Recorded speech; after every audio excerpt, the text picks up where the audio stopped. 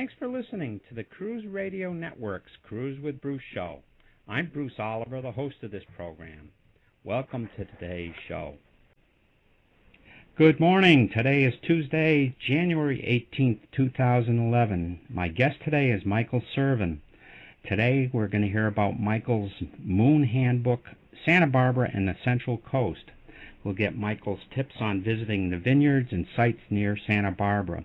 We'll also hear about his life and some of his travels, and hear some of his plans. I know he's got another book out in another month or two. We'll hear plans about that. This Thursday, we're going to talk to Peter Fox about Washington, D.C., and listen to some of his music in between my alerts and news segments. Michael Cervin is today's guest from Santa Barbara. Before settling in the coastal town of Santa Barbara, Michael worked as an actor in Hollywood, made appearances in shows like Grace Under Fire, and since moving to Santa Barbara 10 years ago, Michael started working as an author, writing books and articles about food and wine, my favorite subjects.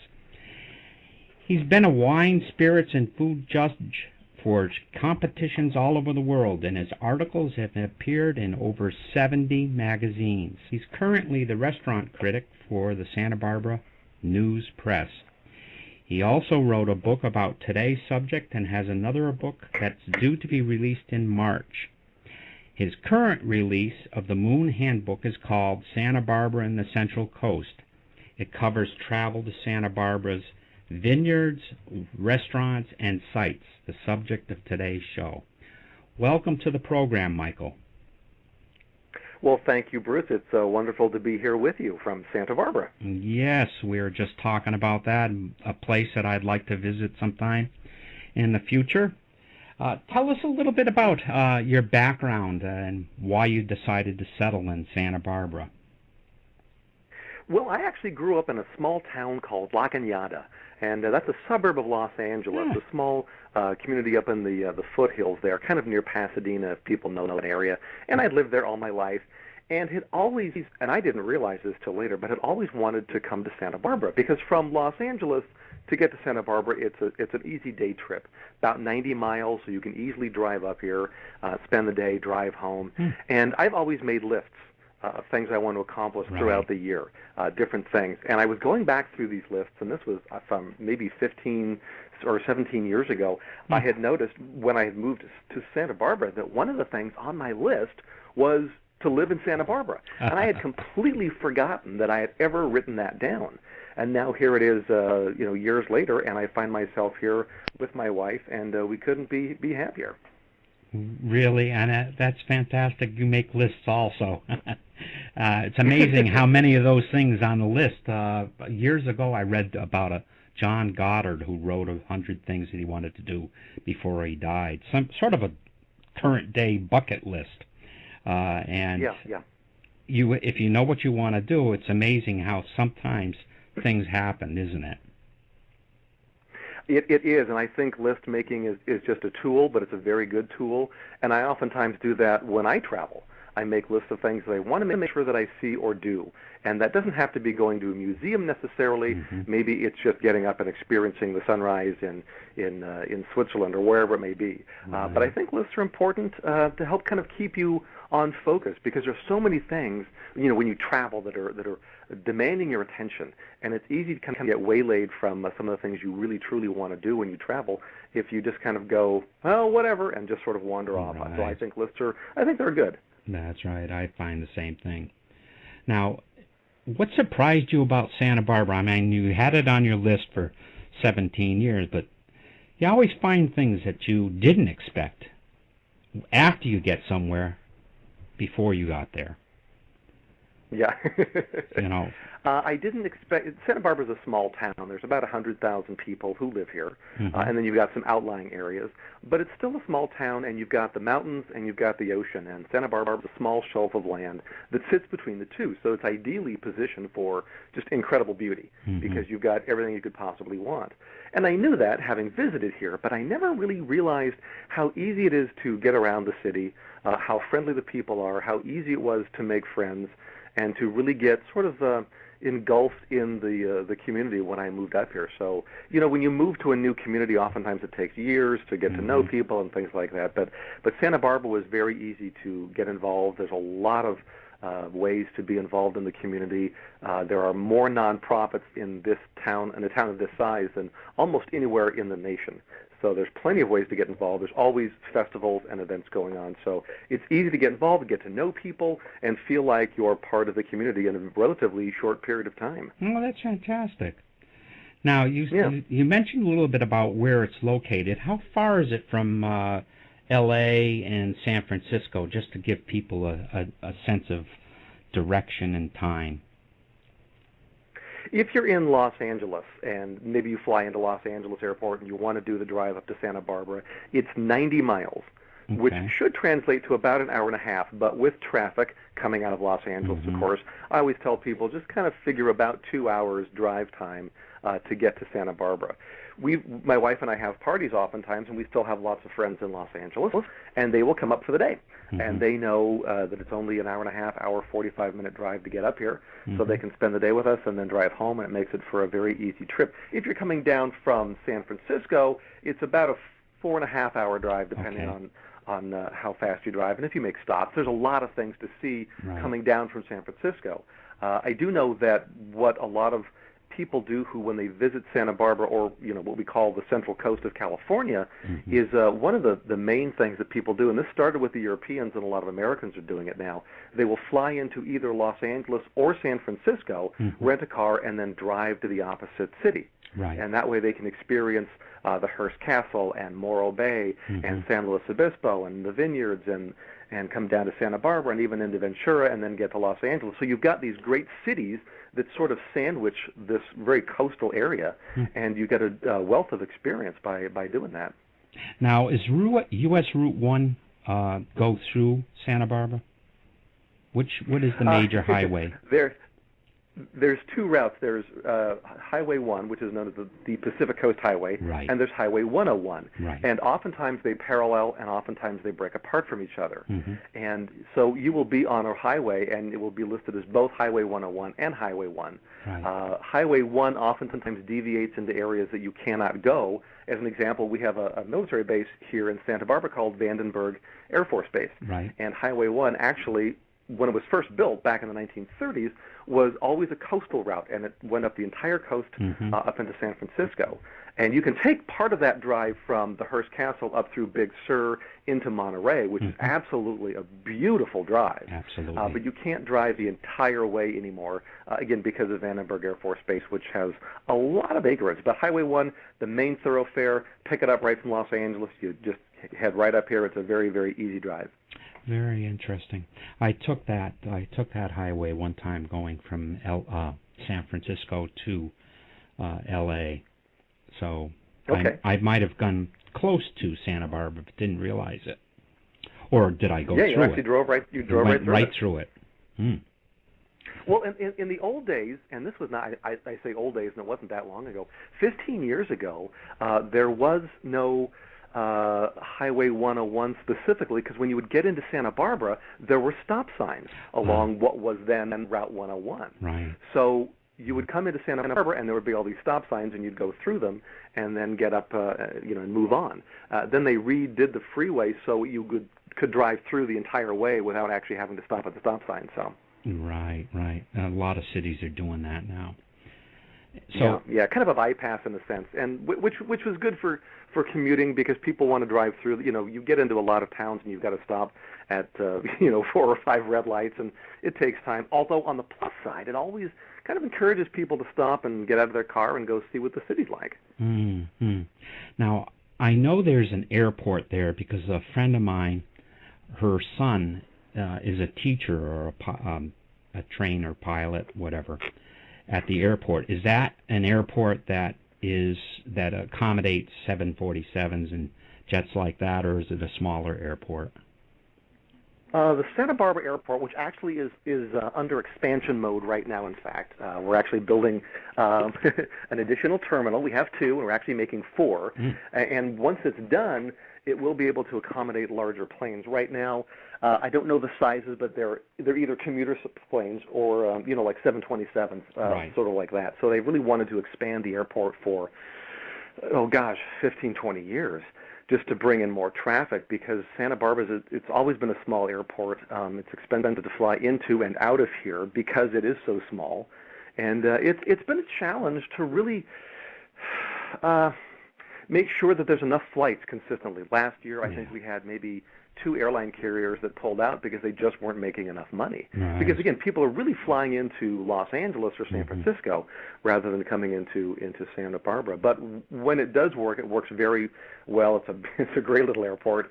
That Spanish style with the red tile roofs and bougainvillea growing along, the side of the terminal. So it's really charming.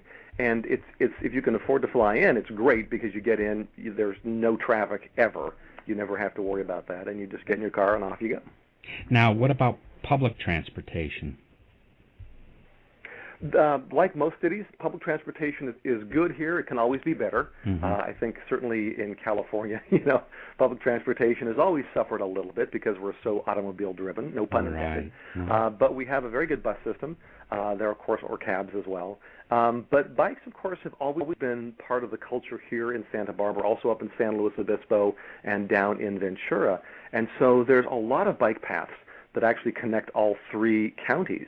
And there's a lot of bike paths around town, so you will always see people cycling, which is good. It's a good way to get out. In fact, oftentimes I live up by the Santa Barbara Mission, and I will get on my bike and ride downtown. It's not that far. So that's a great way to get around for people who visit. And again, the buses are good.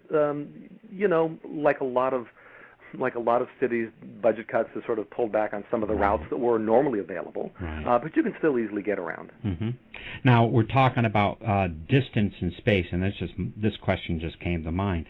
Okay. How many miles is that the city limits? Is it a large, expansive city, or is it more centralized located? It's more centralized. If you looked at the Santa Barbara from the ocean side, it would only be about, the city proper would only be about 14, 15 miles long. Okay. It does sit on a shelf, as I said, which is about 20 miles in terms of where all the residential and buildings are before you get into open space. So it's really a small, pretty compact place. And one of the great things about coming to when we talk about the Central Coast, we do include Ventura City, which is Ventura County, Santa Barbara, and then San Luis Obispo County, which has Paso, Robles, and Morro Bay, and the Hearst Castle. So when we talk about that, all 3 of these towns have very easily walkable downtown areas. They're all set up on a grid, very easy. There's always one main street, which is the main street, as it were. It's actually called Main Street in Ventura.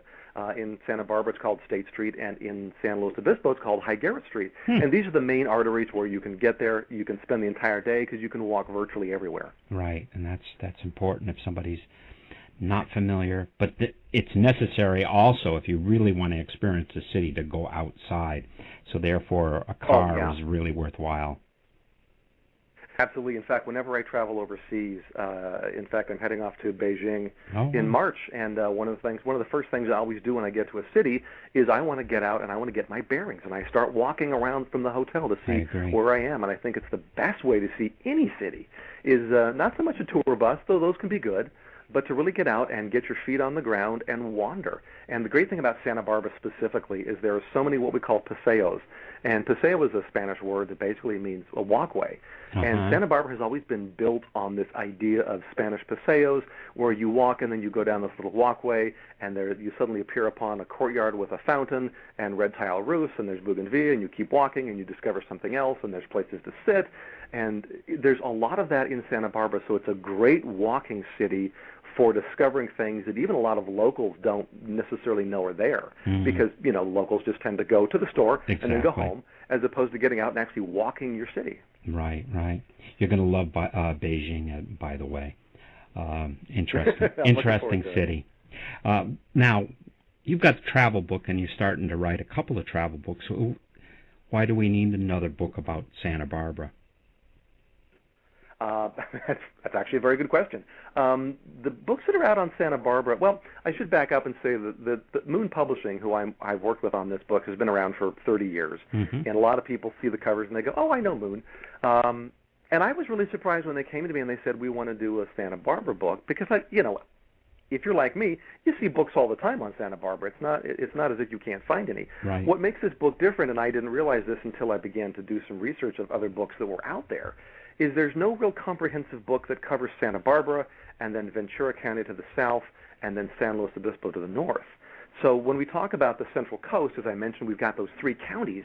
So this book really incorporates not just Santa Barbara, the city, but Santa Barbara, the county, and then 2 surrounding counties, which are laden with vineyards, are laden with Spanish history, the Hearst Castle, as I said, Morro Bay and Morro Rock, Ojai up in Ventura County.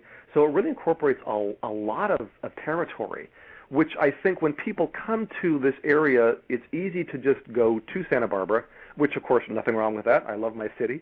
But there's so much else to see. There's so many other great cities like San Luis Obispo, like Pismo Beach, for example. There's a lot of things to include as you come through the Central Coast.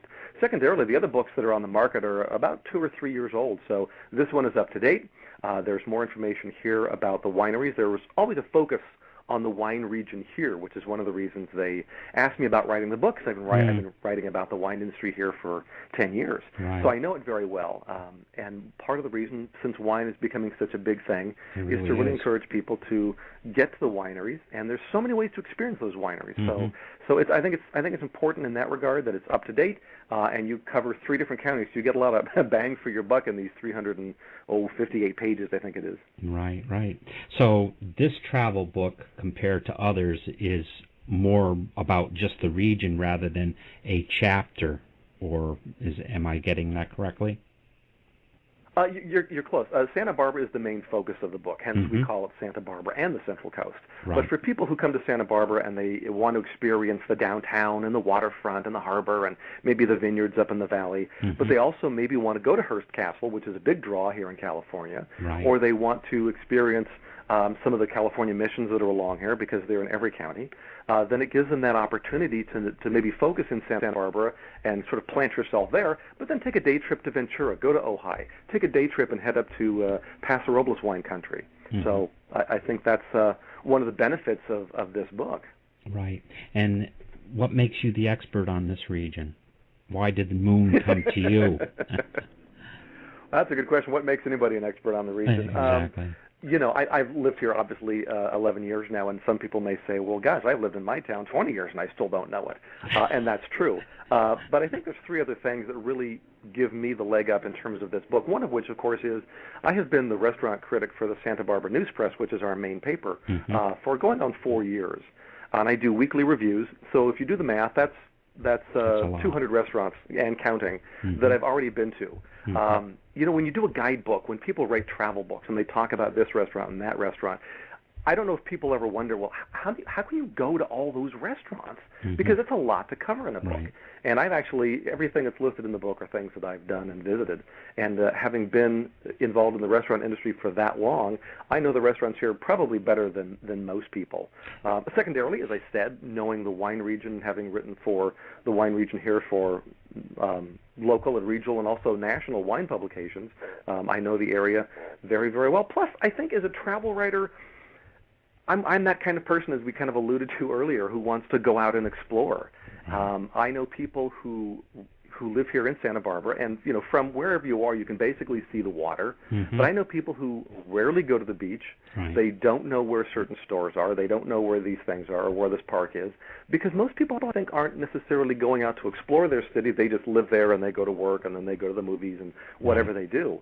But even now, I get off and I wander around because I love to wander around every city that I'm in and really understand it and discover things that I never knew were there before.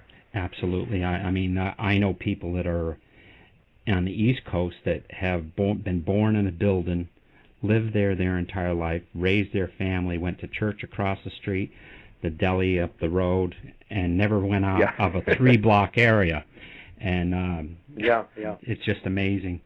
So just because you're in an area doesn't mean you're an expert. It's somebody that's got your background, and myself actually, I love to explore also.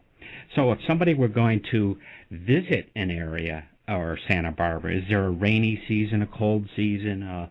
Is there moderate all year round? I know up in Danville in Northern California over the mountain range, it's rainy now.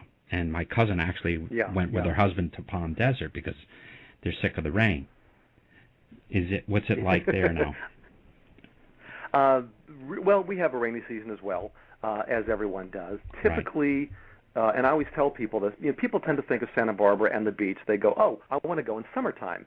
And I always tell people, summertime's not necessarily the best time to come. Right. We have a phenomenon out here called the June gloom, which is basically a marine layer that kind of socks in the city and will sometimes burn off as late as 3:30 or 4 o'clock in the afternoon. Ooh. So you get up in the morning and you fling open your door and it's cloudy. It's not cold, but it's cloudy and it's moist, and you're thinking, but it's summertime. Where's the sun? You don't see the sun till later. Right. That can happen. I mean, there are certainly some very beautiful summer days.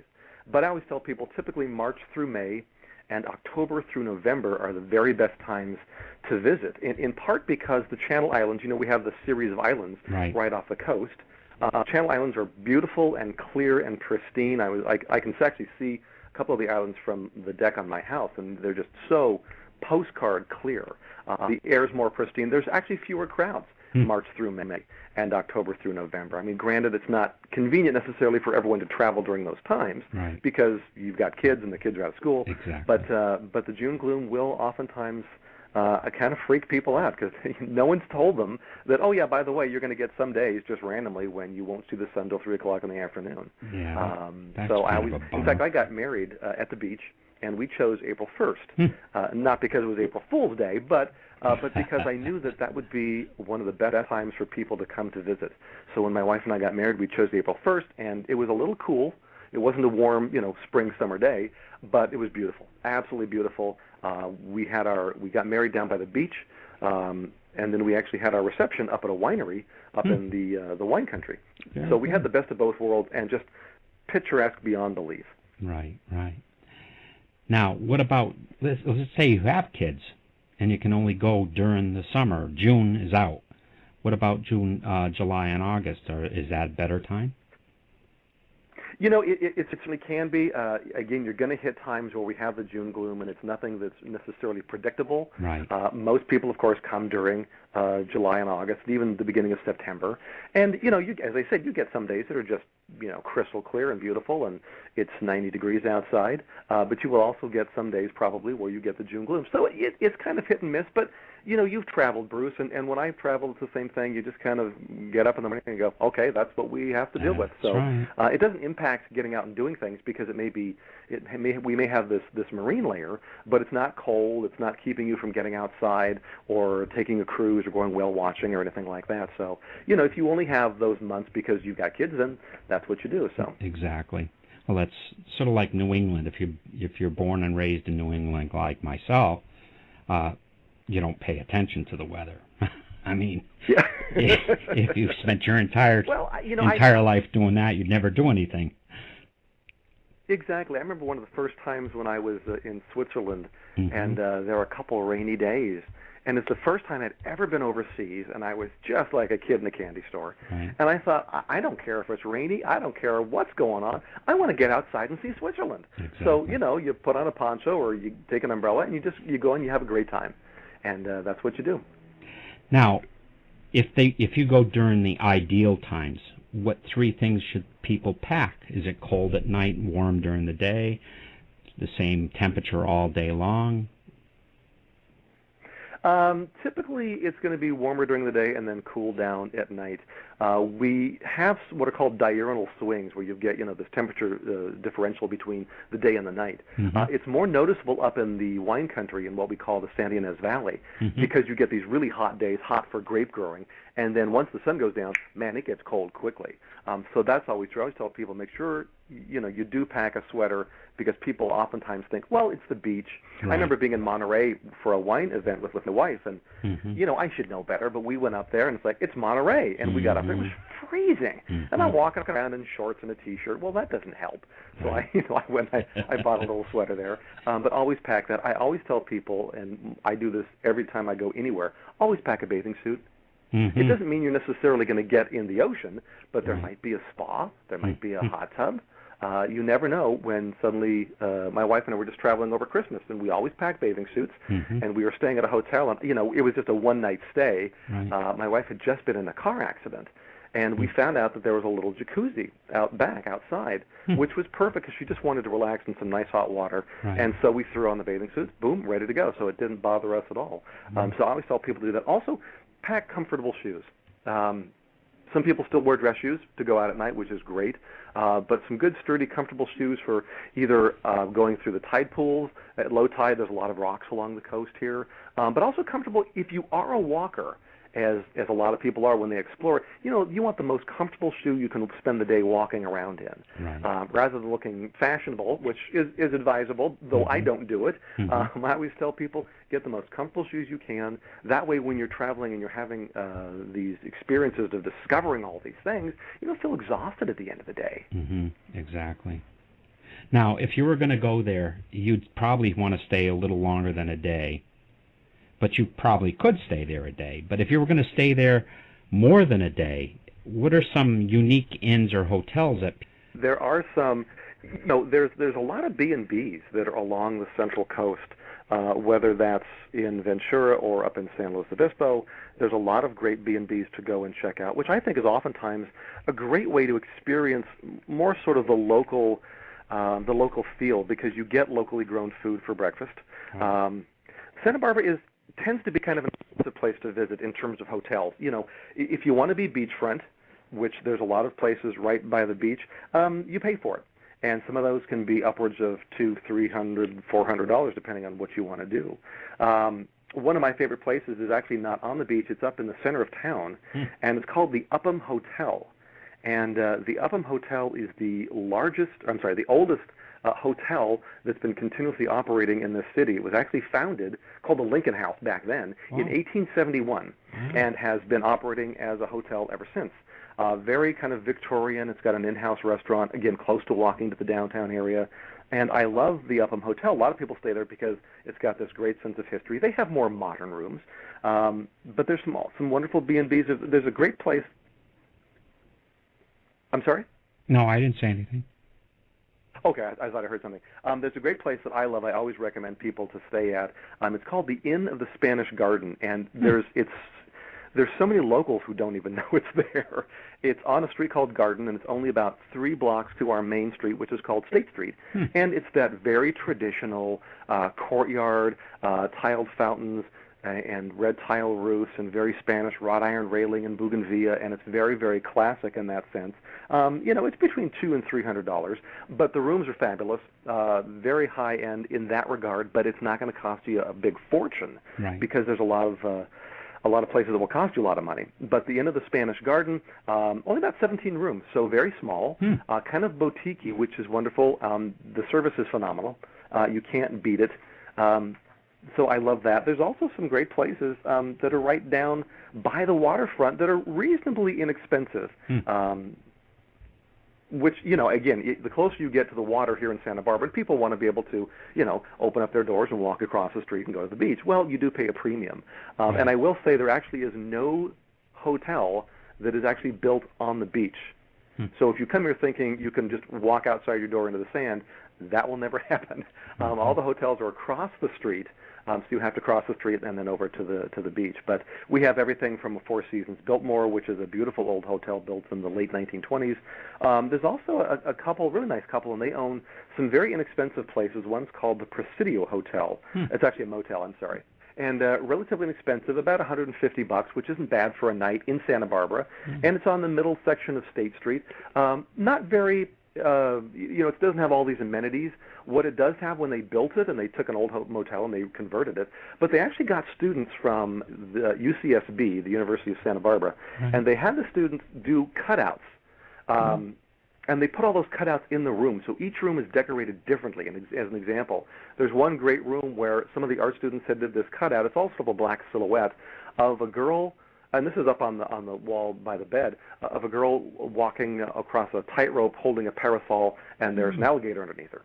And all it is, of course, is just in shadow. But every room is decorated with some sort of different theme, and they didn't have a lot of money to, do something interesting.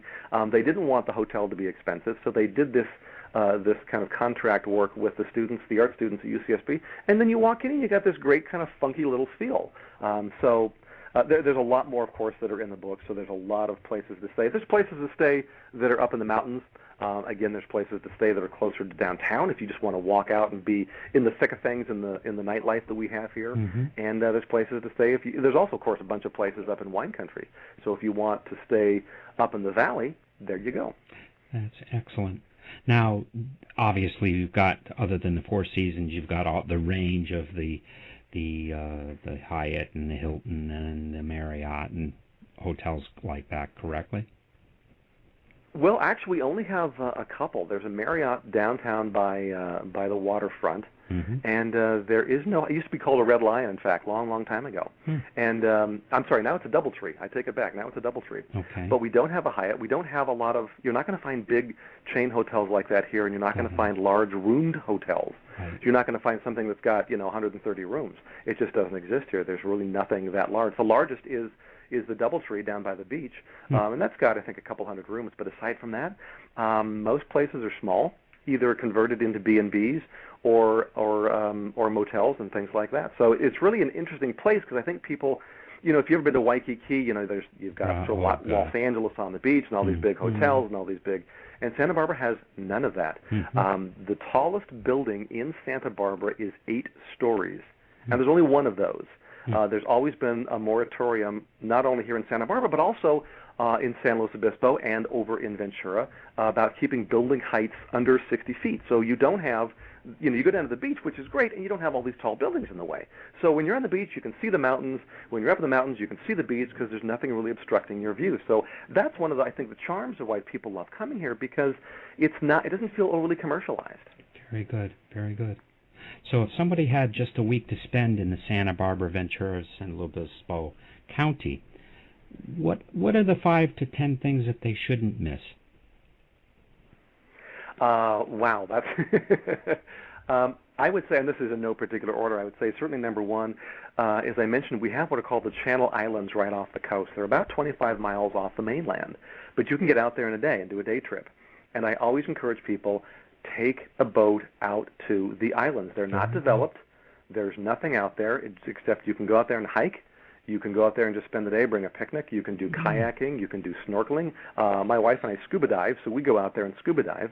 But it's this whole other world that is, there's nothing really out there, and you get this sort of pristine feel of what the area was like thousands of years ago.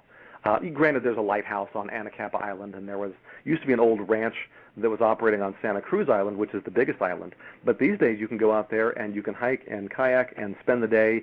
The water is pristine and clear out there. And I always tell people, make sure you just take a day trip and go out to one of the islands.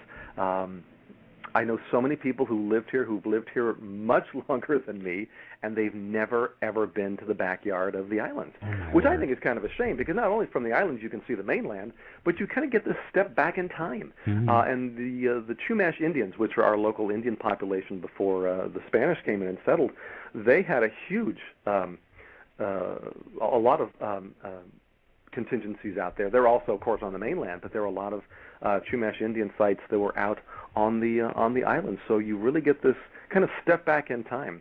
The other thing I always tell people is there's a place called Ojai, and Ojai is a small community in Ventura County up in the mountains. It's in a valley, and it's kind of known for their sort of spiritual kind of bent and take on things. There's a lot of spiritual retreats up there, a lot of yoga studios, that kind of a thing. It's a great little arts town. There's a lot of art galleries up there, and people flock up to there because it's small. You can walk, again, you've got one main street. You can walk it in about 10 minutes if you didn't do anything. Otherwise, you can go in and out of the shops. But they have what's called the Pink Moment up in Ojai. And the great thing about the Pink Moment is that we have this, and there's other places in the country that have this, but just the atmospheric conditions as the sun begins to set, the way the sun hits what's called the Topa Topa Mountains, which is a mountain range up there by Ojai, as the sun begins to set, it casts this very, very, and I mean a pretty strong pink hue across the Topa Topa Mountains. And it's strong enough that people come out of their stores or they stop what they're doing and they look up and they just see this beautiful pink hue sort of hovering over this very small artsy community. And it's absolutely beautiful, and it's well worth seeing if you've never been up to Ojai. Wow, that's fantastic. Very nice. Yeah, and again, there's other places in the country that have that kind of atmospheric condition, but we have it out here, so it's kind of an anomaly, but it's pretty cool. It really is. That is neat. That, to me, would be a no miss. I wouldn't miss that. Yeah. Now, well, and that's why I always say the islands. I know some people may think, well, I don't want to take a boat out there. But I got to say, Bruce, the great thing about taking a boat out to the Channel Islands is without fail, you will see hundreds of dolphins. Every boat that goes out there, and I've been out there so many times, there's always pods of dolphins. And, of course, they chase the boats. And that's half the fun about going out of the islands. You see literally hundreds and hundreds of dolphins swarming underneath the boat, jumping up alongside. It is so phenomenal. Sometimes there was one pod that I had seen that was we estimated about 300 dolphins jumping, crossing the boat. It was just phenomenal. But you are guaranteed to see a lot of dolphins. You might see a whale. You might not. You don't know. I saw one coming back from a scuba trip just in July. So you can, there's a lot of good sea life out there. So I always tell people to do that. Certainly up in, if you've never been to the Hearst Castle, up in actually a little town called San Simeon, north of San Luis Obispo, you've got to go. That's where William Randolph Hearst, of course, had built his mammoth estate, and it's a great day trip to get up there. You can actually drive from Santa Barbara up to the Hearst Castle, spend the day there, drive back. If you didn't want to spend some time up there, which I think you should, spend the night, see some of the sights up there. But that really is one of the kind of a no-miss things. There's about 750,000 people who go to the Hearst Castle every year because it is such a unique California site to see. So always tell people to make sure they go and they do that because it really is worth seeing. And of course, wine country. When the vines are leafed out, it is absolutely beautiful. In my book, Santa Barbara and the Central Coast, I specifically talk about some great wine roads that you can drive or cycle. And they're just, when everything is green, it is unbelievably beautiful. You can rent a convertible, put the top down, drive through some of these back roads along these rolling hills with, there's cattle wandering around, and there's old oak trees that are a couple hundred years old, and you get this sea of green, vines everywhere, and it absolutely is beautiful. And if you're a cyclist, a lot of cyclists do some of the wine roads, and you can also just get a car, have fun.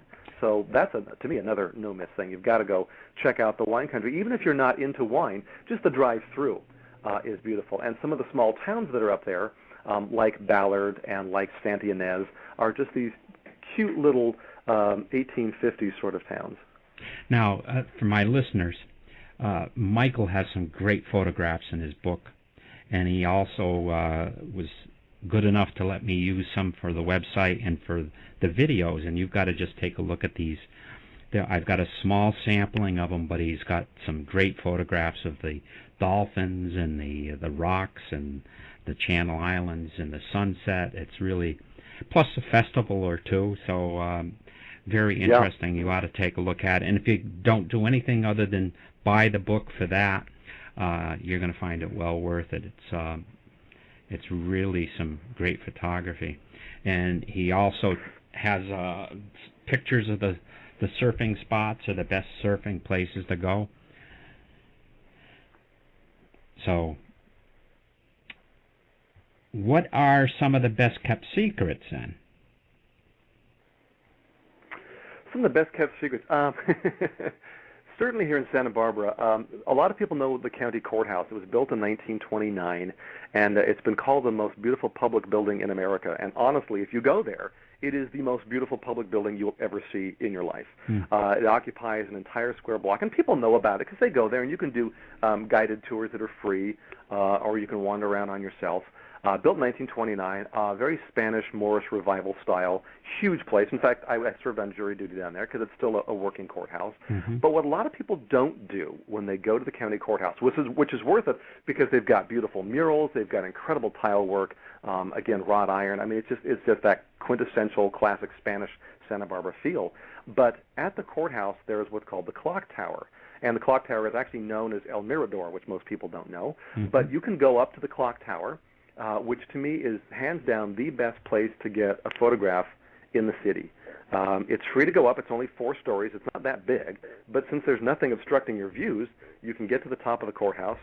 And from the clock tower, you can see everything. You can actually see down into Ventura. You can see the islands. You can see the beach. You can see the mountains and the Mission. You can see all along State Street. You've got a panorama of red tile roofs that are just everywhere. And I always tell people it's one of the best places for a photo op because you've got nothing in your way, and you've got this incredible 360 panorama of all of Santa Barbara.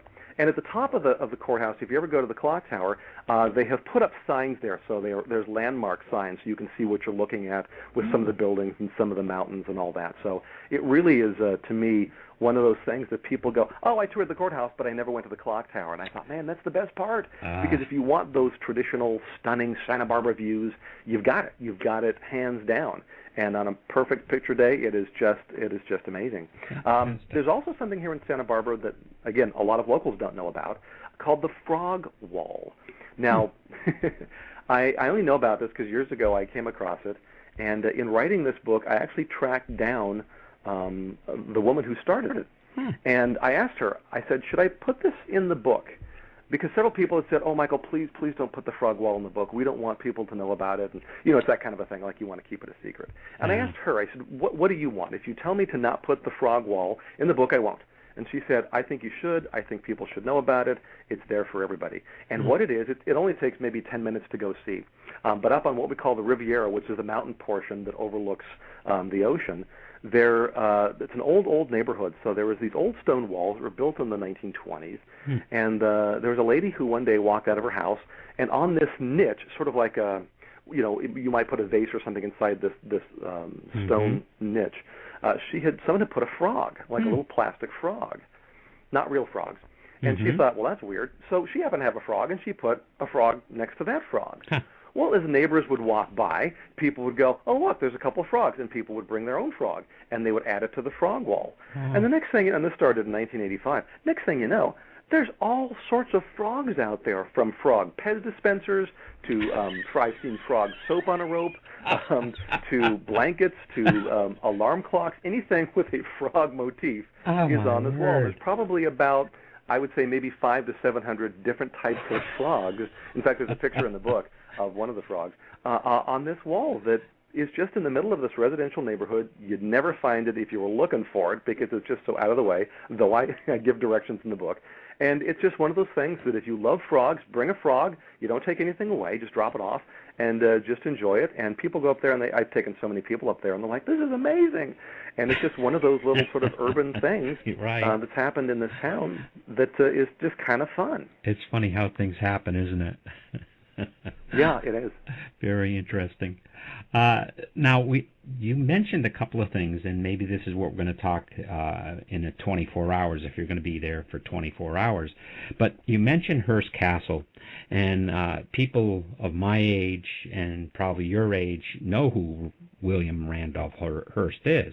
And if you were born in the 70s and you happen to catch the news, you might have heard about Patty, but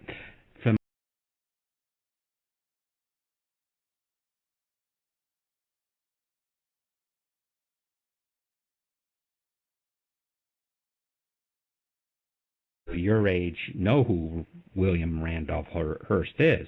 And if you were born in the 70s and you happen to catch the news, you might have heard about Patty. But for my younger listeners, who was he? That's not an easy question to answer, Bruce.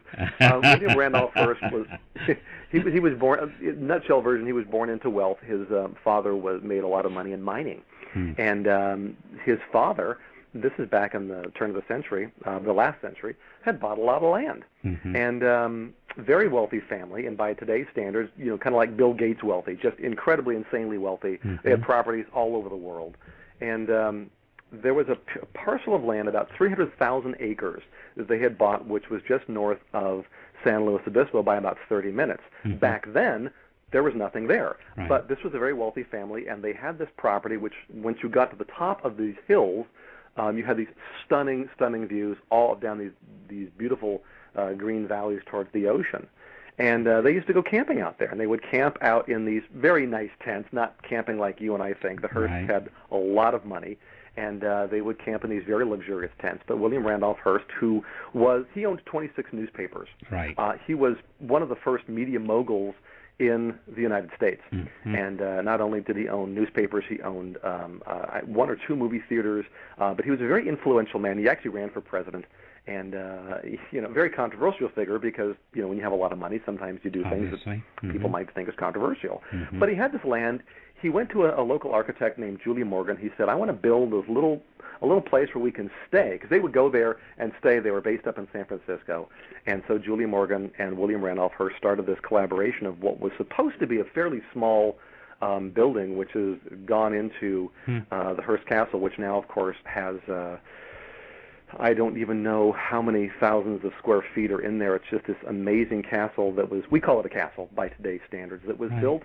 And because he was wealthy, he would go around the world and buy lots of antiques, and he would furnish all portions of his compound, really, because there's a main house and three gigantic, like 5,000 square foot, what they call cottages, which is where guests would stay. But 5,000 square feet really isn't a cottage. That's a house. A large house. Tennis courts, pool tables. Swimming pools, and pool tables as well. Private movie theater. They actually planned to put in a bowling alley. They had an airstrip, and he had his own zoo.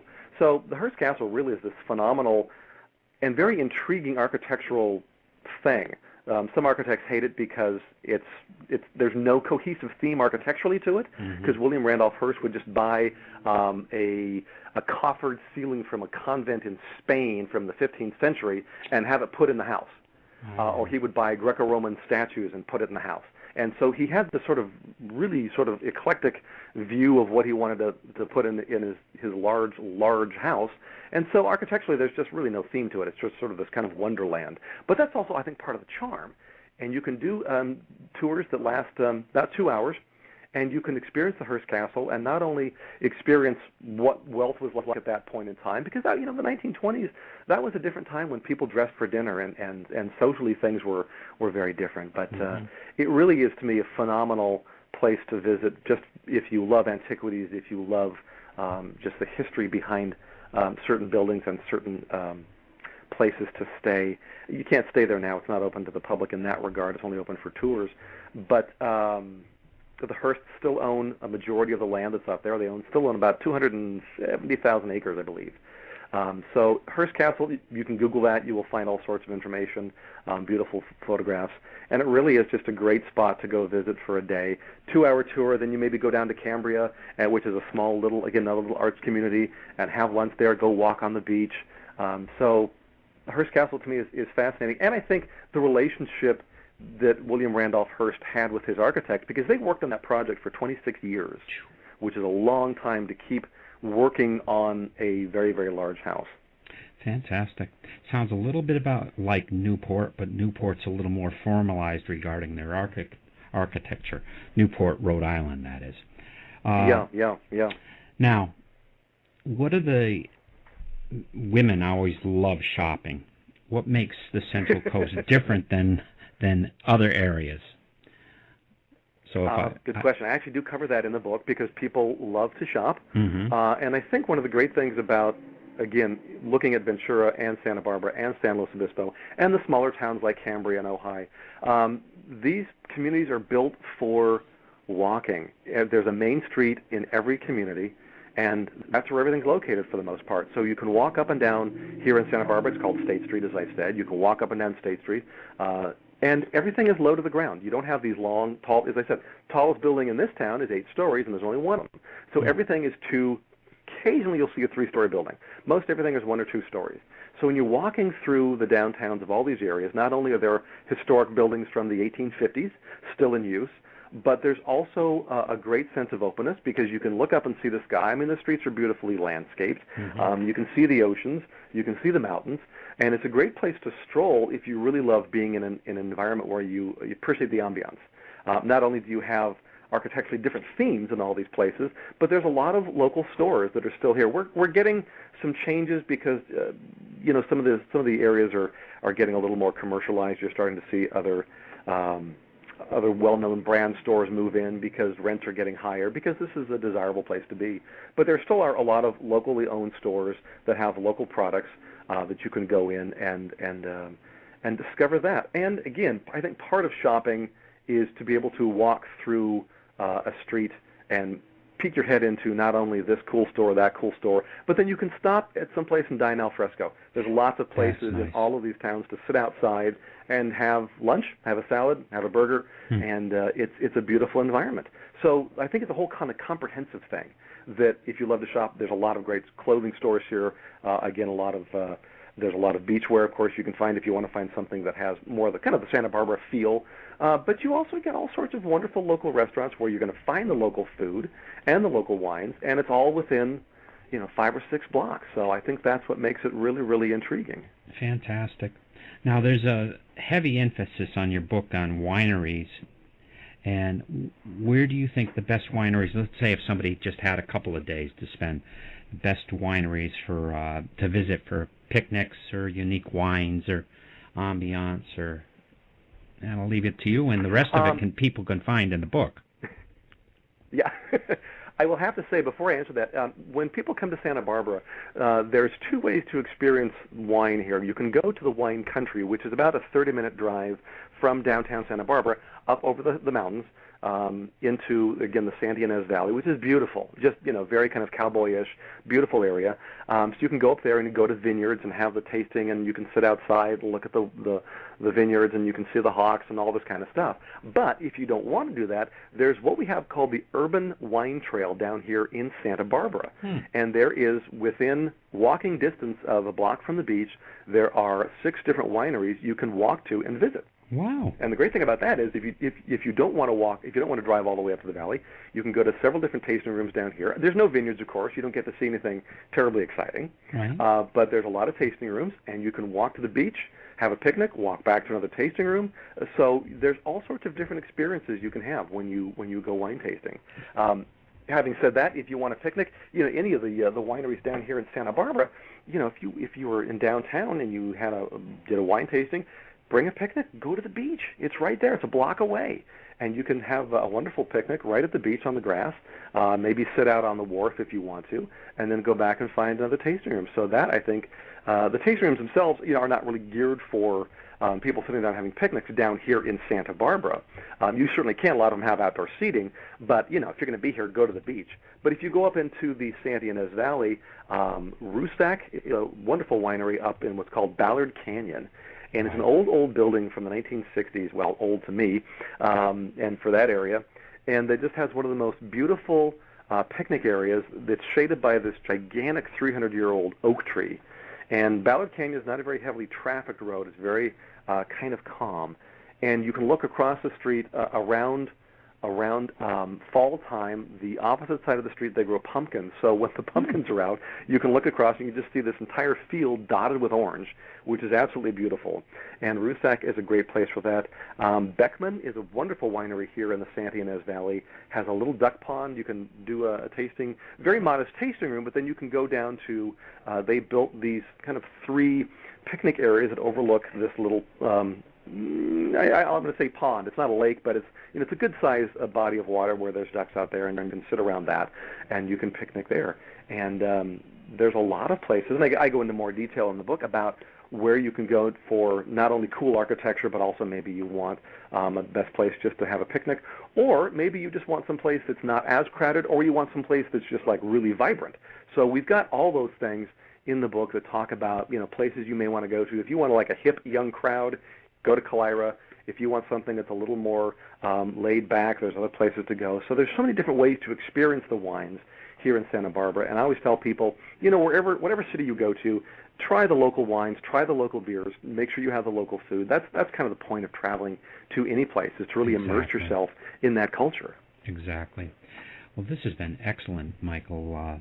I thought we wouldn't have enough to say about this, but we are actually, there's so much more information regarding, let's say, historical oddities. One historical oddity that you might have. Historical oddity. The Japanese shelled the California coast twice in World War II. There was a Japanese sub that shelled what we call Goleta Beach here in Santa Barbara. They fired a dud, didn't explode. But up in Cambria, there is, and it's still out there, it's 6 miles off the coast of Cambria, is a ship called the Montebello, and it left in 1941 full of, I think, 3 million gallons of oil, and was attacked by a Japanese sub. And this is World War II, and this is right off the California coast. And they sunk the ship. Fortunately, all the men on the Montebello got out. They were able to get back to land, even though the Japanese sub started firing at them with machine guns and tried to kill them all.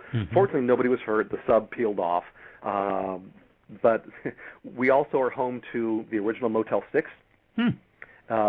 Is here in Santa Barbara. Kinko's, we all know Kinko's, which is now Kinko's FedEx, was started here in 1970 next to a hamburger stand.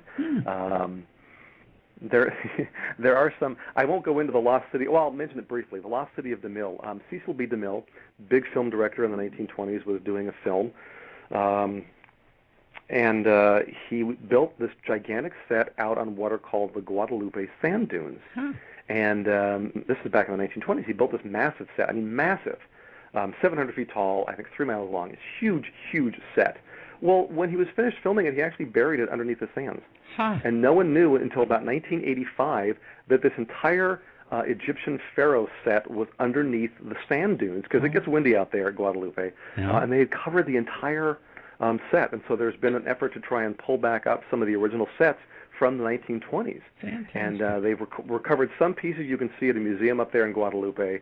Most of it they haven't seen because it was built of plaster of Paris, but there's this entire city underneath the sand dunes up in Guadalupe. So. Wow. Now, in your book you've got strategies, and a lot of people just go somewhere and they do whatever needs, they kind of just do. Other people have strategies, and you've got strategies in your books to help shape an experience. So that's reason why most people should take a look at getting your book. And where's your book available? Moon books are available nationwide everywhere, and that means certainly on Amazon, but you can go into your local Borders or Barnes & Noble or get them online, Powell's, Walmart. You can go to moon.com, of course, and get it. So the Moon books are available at all travel stores. If they don't have it, they can order it, because Moon, again, been around 30 years, big company. This just came out in November, so it's everywhere. And as you mentioned, strategies, I talk not only about some of the best one-day wine trips, but also I cover all the California missions, because some people love that mission history, and so I cover that as well. And if you want to visit some of the 6 missions that are in the Tri-Counties, you can do that. Or maybe the best place to go have a coastal adventure, whether it's surfing or kayaking or bike riding along the beach. So I cover all sorts of these 60 seconds. You use it as a tool. It's just a tool, and you make the best of what you want out of it. But I think it's important to have some of these options that you may not have thought of. Exactly. And you got a new book coming out in March, correct? Or May? Again, with Moon, which, wonderful company. This one's called California Wine Country, which is all on California wine destinations.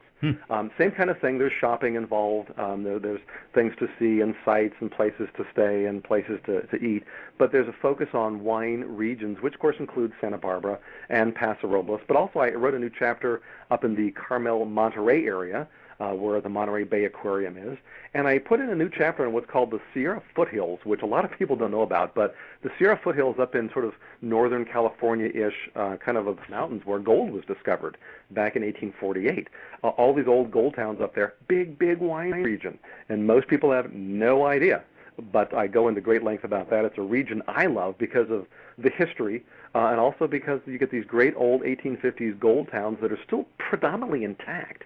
wonderful wines, great food, great things to go see and do up there. So I'm excited about the California wine country, and that comes out in March. Yeah, it sounds great. This program is archived, and people can listen to the archive, and it's also on my website. I've got links to your websites and links to your Facebook page on my webpage that I've dedicated to you. It's been a pleasure having you on the program. Until next time, we'll say goodbye to you and my listeners. Thanks for listening. If you have any feedback, please go to my website and put the feedback on the feedback page. Great having you, Michael. Thank you, Bruce. I appreciate all your hard work and for being a great service to people who want to travel.